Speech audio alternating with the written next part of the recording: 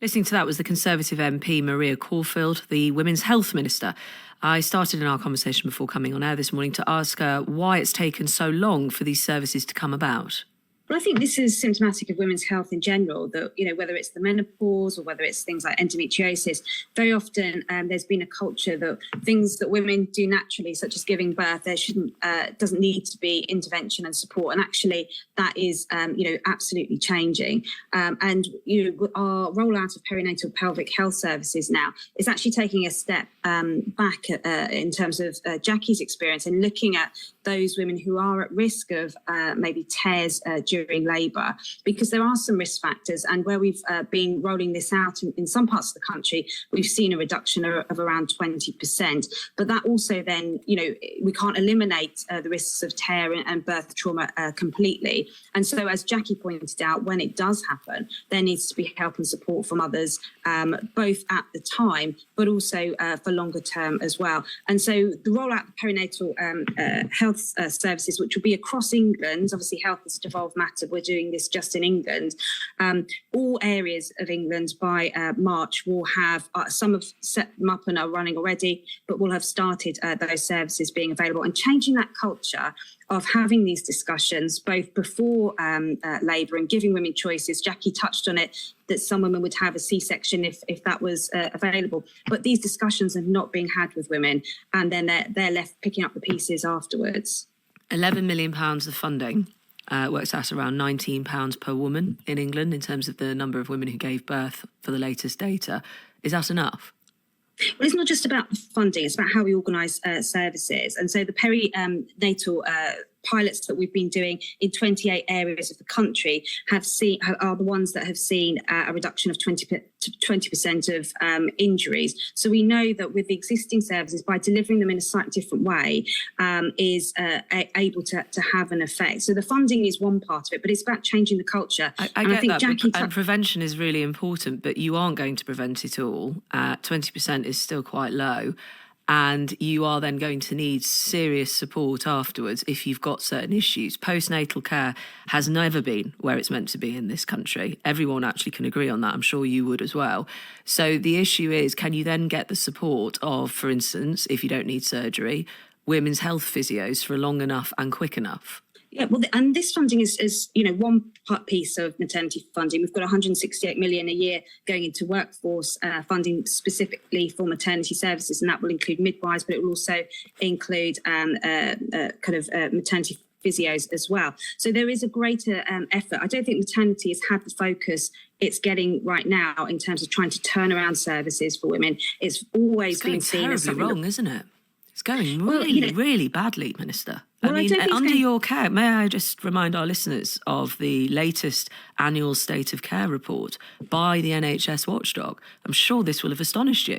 65% of maternity services are now regarded as inadequate or require improvement for safety, up from 54% last year. Do you know how bad it is? And do you know which direction it's going?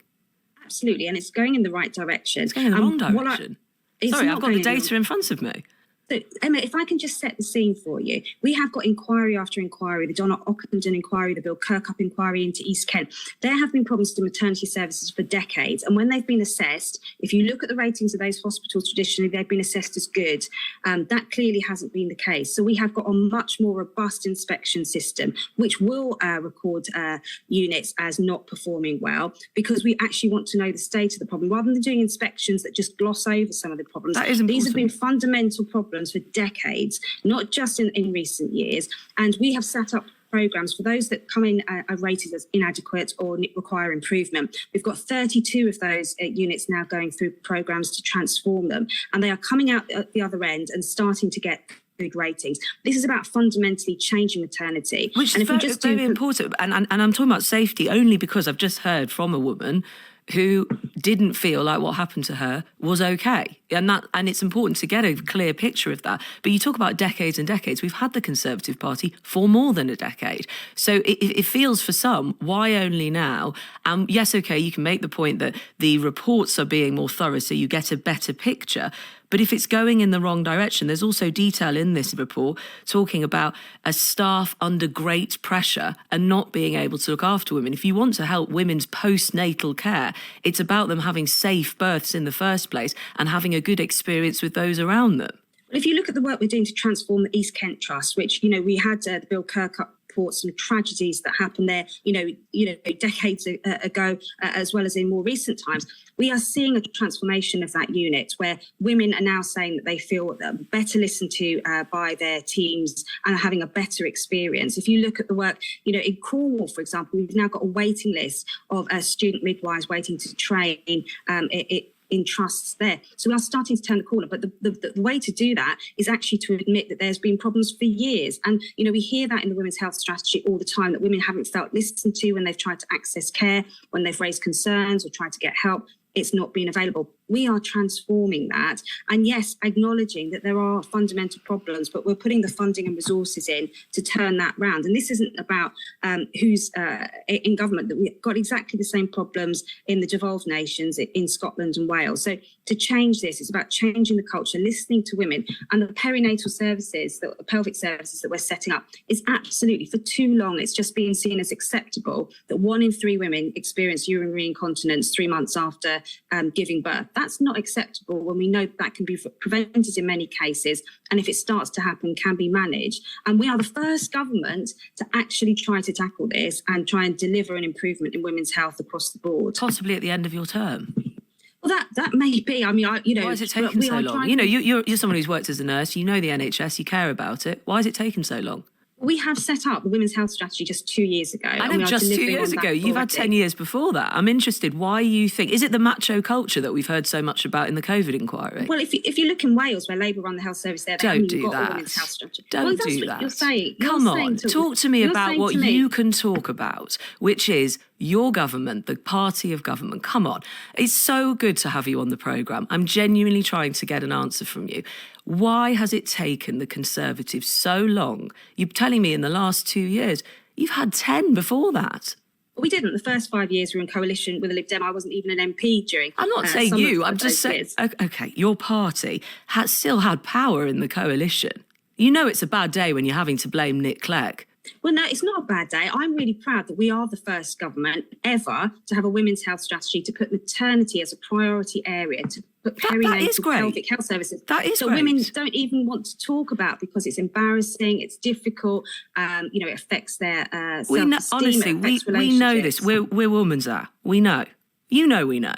I'm just trying to understand why it's taken so long, and if you've really got the long-term commitment, which is what we were hearing from our doctor, the funding that's needed from those at the very top of the table, because hearing about WhatsApp messages that we weren't meant to get access to, but we're now hearing about, that the macho culture around health, around COVID, led to decision-making being done in a way that some of the key women didn't feel comfortable about. I wonder how comfortable you feel about it and the long-term commitment.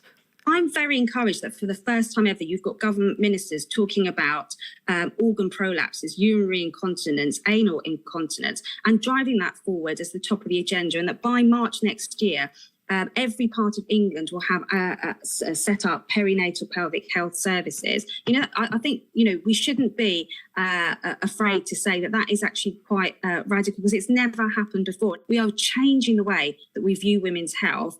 And yes, it's maybe taken us a while to get there, but we are the first government to drive this change forward, and we should be proud of that we want to change it. It's taken a while. Yeah, I mean, that's definitely one way of putting it, but I accept you're trying to look forward and you're trying to look at what we're doing. Just while I do have you, very briefly, if I may, you are in charge of women's health, and you are somebody who has worked in the health service. Maybe you'll be going back to it. You don't know.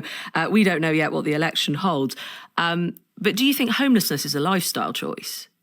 No, I don't. I'm someone who I'm quoting Suella Braverman, the most senior woman in your party, the Home Secretary. Yeah, I'm someone who grew up in a very poor working class area and struggled financially. I'm not someone who's, come from a privileged background. You talk about nursing. I still do nursing shifts. I did a night shift last weekend. Oh, I'm sorry, I didn't realise you still did it, but there you go. Sorry, that's my feet are firmly on the ground. And I don't believe homelessness is a lifestyle choice. I do know of constituents where why on earth is she saying housing. that then?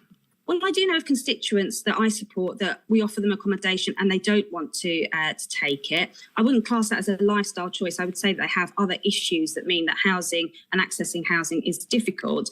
But I don't think it helps the discussion. Why is she doing it then? You would have to ask Suella that. No, chance to be a fine thing. We'd love to get her on the programme. But from your point of view, if you are trying to relate to people and talk about change and difference, is it unhelpful? I don't know if it's unhelpful, but it's certainly not something that I've experienced either personally growing up in quite a tough area or as a constituency MP. Part of my bread and butter is helping people who are homeless and accessing It sounds like housing. It's rather unhelpful for your conversations because you don't relate to it, you don't agree with it, and yet she's one of the most senior members of the government and she's saying it. And there are others speaking this morning to the papers saying this is just not what we believe and this isn't right. Yeah, well, my focus really is on trying to, I've focused on my portfolio area, of course. But also my but you care about health, and if we're talking about health and ill health, homelessness is a key thing there, and obviously women are particularly affected by it in some unique ways, which we've talked about on the programme. So I wanted to give you the chance to respond. We always appreciate your time and talking to us, and I hope you'll come back soon. Thank you.